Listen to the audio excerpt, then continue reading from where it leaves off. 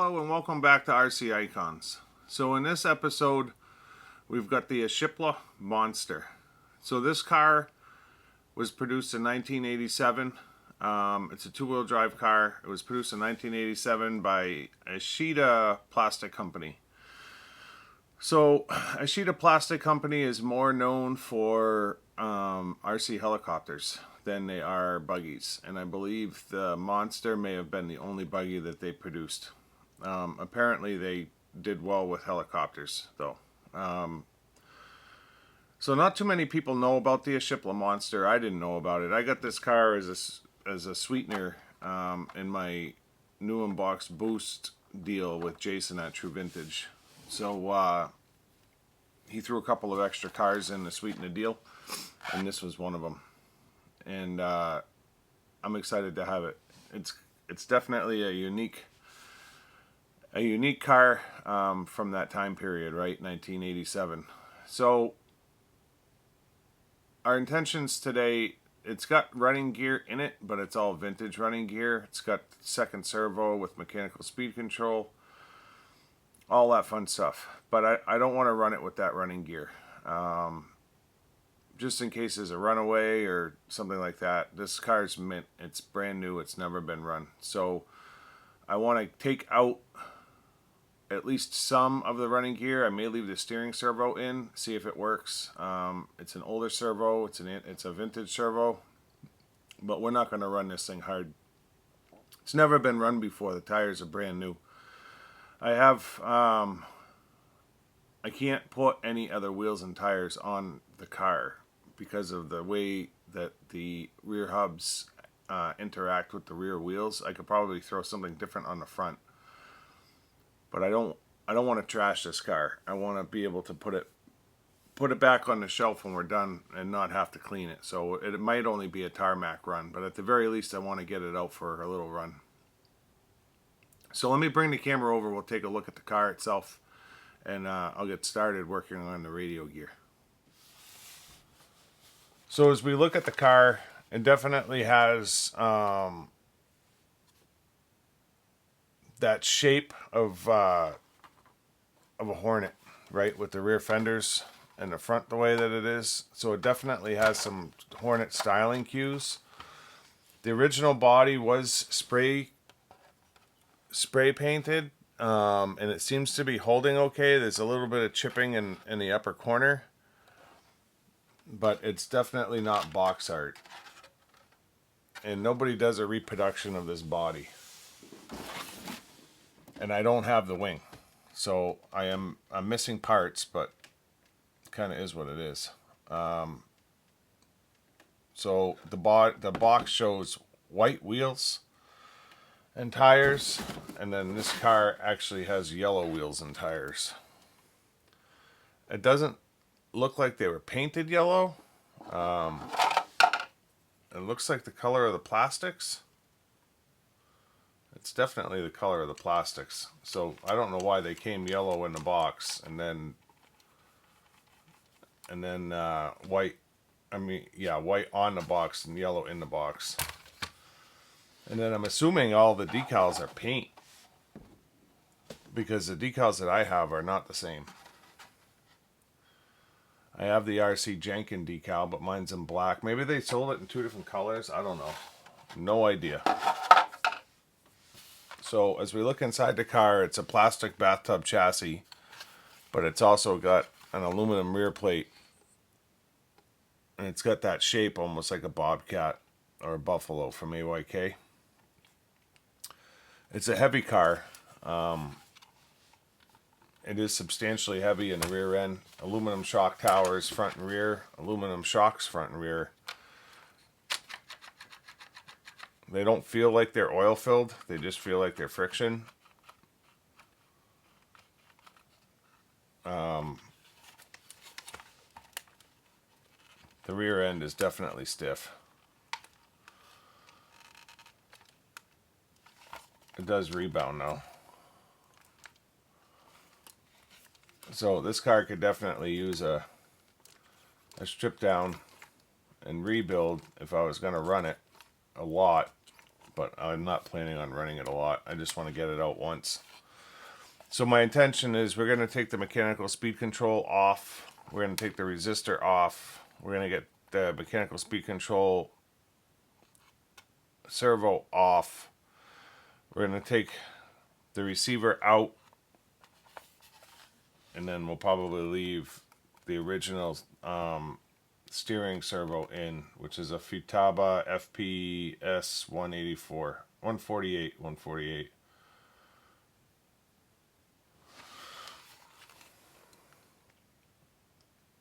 So that's the plan. So I'm going to get to work here, starting to take this apart. I'm trying to figure out how it was powered, because there's no battery pack in here. Mustn't have run a battery for the power of the receiver. The receiver must have gotten power from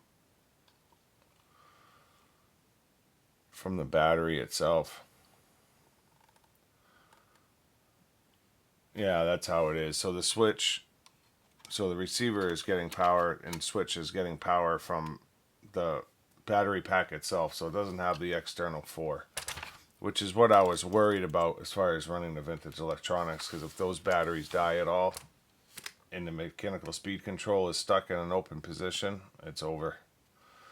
It's going to take off. So yeah, let's get this thing torn apart and put some modern day electrics in it and get it out for a quick run. Alright, so I think we're ready to go. So this is a servo for the mechanical speed controller and the receiver that I had pulled out.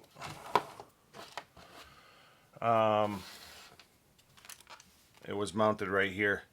So I left the mechanical speed control resistor in, and I desoldered the motor wires from the original motor because I want to put this car back together when we're done. I ended up having to make an extension. I soldered new motor wires on, but moron, didn't make them long enough, so then I had to make an extension to go between the two. So it's not pretty, but it should work. And then I don't know that my 2S battery will even fit in here.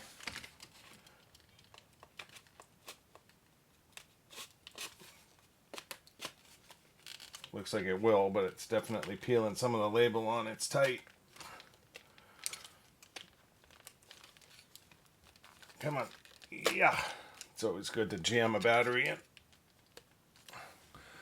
So that should be good enough. So when we power it up, I did leave the original steering servo in.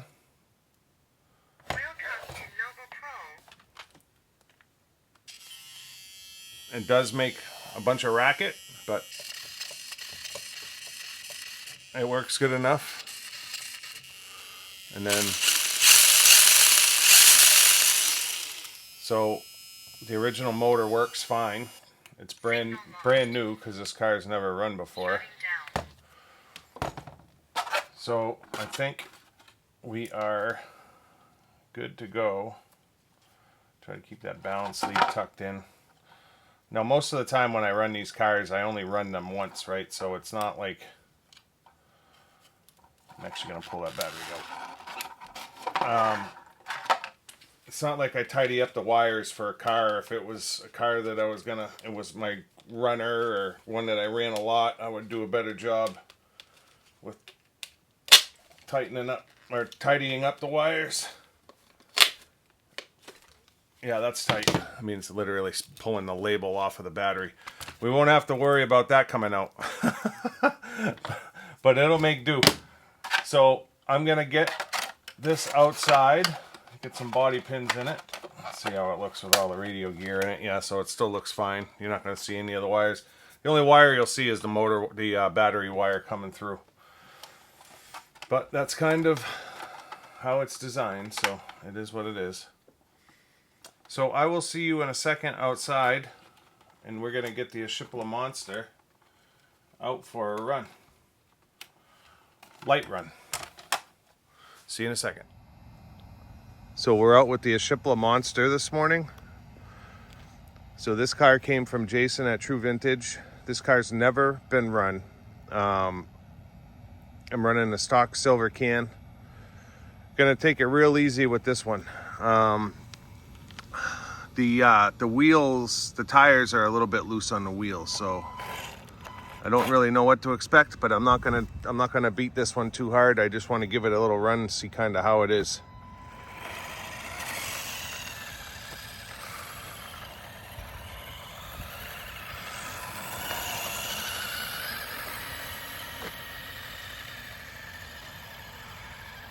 It's got a real wide turning circle.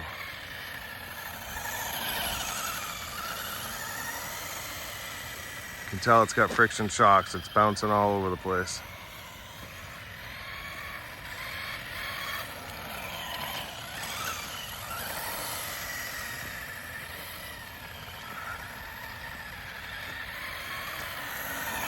No speed demon, that's for sure. It's like a true hopper.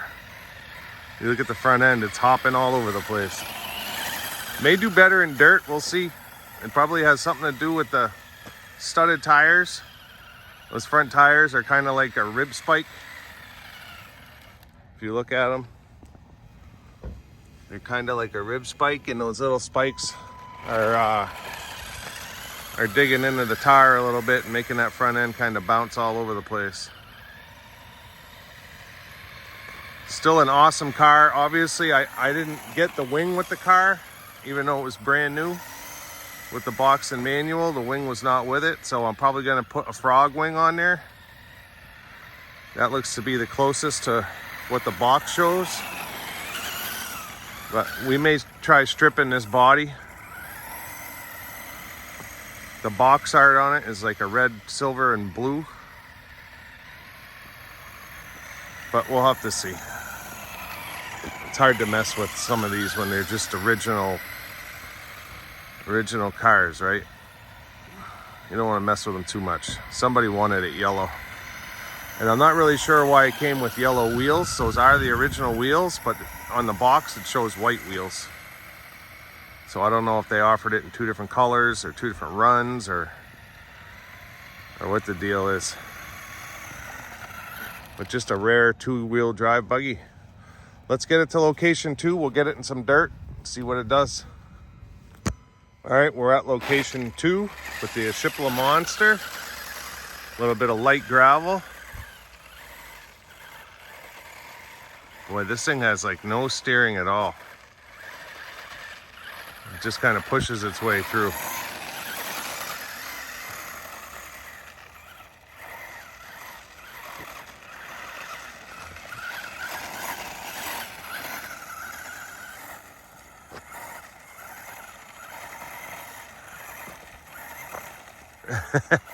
Wonder if different tires would help. I mean, it's got steering angle.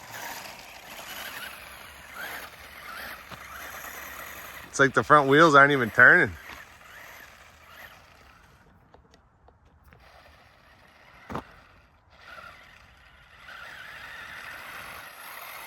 Kind of uneventful. I was hoping for better than this, but kind of is what it is with these old rigs. Battery cables hanging out the side. Half of you guys are like, fix your battery cable.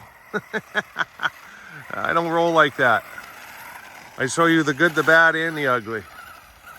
Most people wouldn't even show you this video. They'd just be like, whatever. But now you know what the Ishipla Monster can do. It's not really a monster. It does not suit the name. But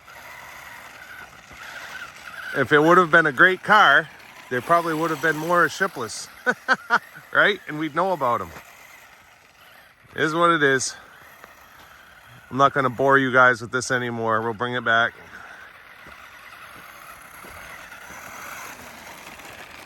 It'll be one of those that goes down in history as it could probably be better. You know what I mean? You could probably work on the car to make it better, but as a stock car, not the best.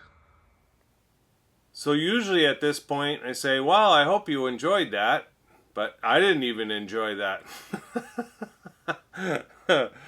What do I say? I was fully expecting to take this thing out and have it be just like a grasshopper or a hornet, you know, like a typical hopper style. And